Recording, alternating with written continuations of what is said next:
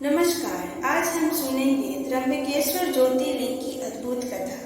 12 ज्योतिर्लिंगों में से 8वां ज्योतिर्लिंग त्र्यंबकेश्वर ज्योतिर्लिंग है, जो महाराष्ट्र के नासिक जिले में स्थित है। यही ब्रह्मगिरी पर्वत से गोदावरी नदी बहती है। इस ज्योतिर्लिंग की कथा के बारे में हम विस्तार से जानेंगे। इस ज्योतिर्लिंग कथा से जुड़ी मां गंगा के पृथ्वी पर पुनः आगमन की कथा भी है। यह मंदिर नासिक के त्र्यंबक नामक स्थान पर ब्रह्मगिरी पर्वत के पास स्थित है। मंदिर के अंदर 3 छोटे छोटे लिंग हैं, जिन्हें ब्रह्मा, विष्णु और महेश भगवान का प्रतीक माना जाता है। यही केवल ऐसा ज्योतिर्लिंग है जहाँ तीनों ब्रह्मा, विष्णु और महेश साथ विराजते हैं।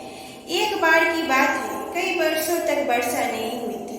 वर्षा न होने के कारण लोगों ने इस जगह से पलायन करना उचित समझा और धीरे धीरे वहां से पलायन करने लगे। इस बात से चिंतित होकर महर्षि गौतम ने 6 महीनों के लिए तपस्या की।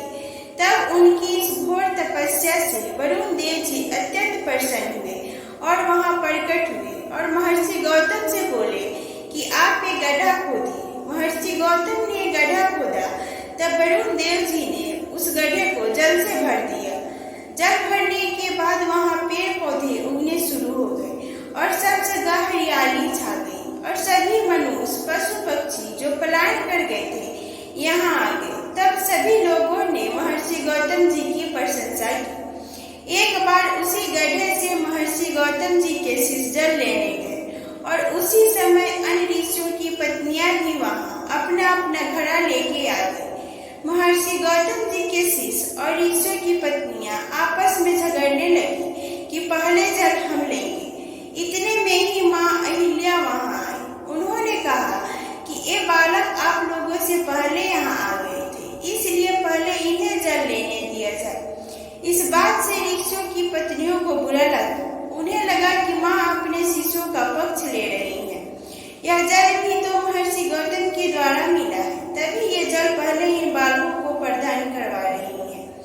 तब उन सभी स्त्रियों ने ये बात अपने अपने पतियों को घर जाकर बढ़ा चढ़ाकर बताई।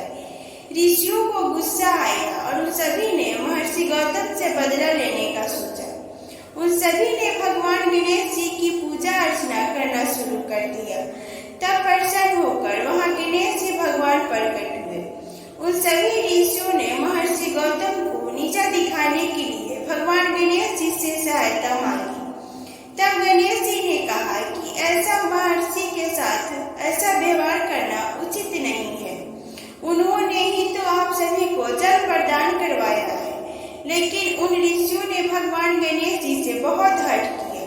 तब गणेश जी को उन ऋषियों की बात माननी पड़ी। लेकिन गणेश जी ने चेतावनी भी दी कि यदि तुम सब कुछ गलत करोगे तो उसका परिणाम सही नहीं होगा। एक दिन गणेश जी एक दुर्बल गाय का रूप धारण करके महर्षि गौतम की धान की खेत में गए।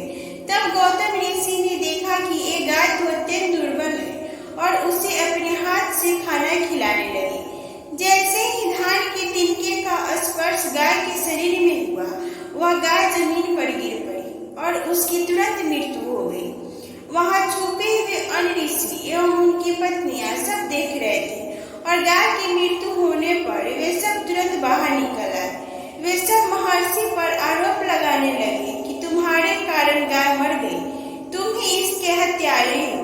वे सब बोले कि जब तक तुम यहाँ रहोगे तब तक पितृगण और अग्निदेव हमारे हवन को ग्रहण नहीं करेंगे।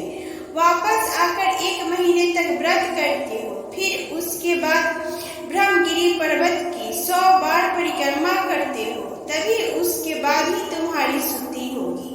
या फिर यहाँ गंगा जी का जल लाकर उसी से स्नान करो और 1 करोड़ पार्थिव लिंग बनाकर महादेव शिव जी की आराधना करो। फिर इसके बाद गंगा में स्नान करके ब्रह्मगिरी पर्वत की 11 बार परिक्रमा करो। फिर इसके बाद 100 घड़ों के जल से पार्थिव शिवलिंग को स्नान कराने के बाद ही तुम्हारा उद्धार होगा। ऋषियों के कहे अनुसार ही महर्षि गौतम ने ठीक वैसा ही किया। माँ अहिल्या ने भी अपने पति का इसमें साथ दिया। इस प्रकार भगवान शिव जी अत्यंत प्रसन्न हुए और वहां प्रकट होकर बोले कि आप मनचाहा वर मांग सकते गौतम ऋषि ने कहा कि मुझे गौ हत्या के पाप से मुक्त कर दीजिए। तब भगवान शिव जी ने कहा कि महर्षि, आप सदा ही निष्पाप हो। इन दुष्टों ने ही तुम्हारे साथ छल किया है। तुम पहले से ही गंगा की तरह पवित्र हो। उन पापियों का कभी उद्धार नहीं होगा, क्योंकि उन सबने मिलकर आपके साथ छल किया है। तब महर्षि ऋषि ने कहा कि यदि ऐसा ये ऋषि ना करते तो मुझे आपके दर्शन भी कभी नहीं होते। यदि आप मुझसे प्रसन्न हैं तो मुझे माँ गंगा प्रदान कीजिए।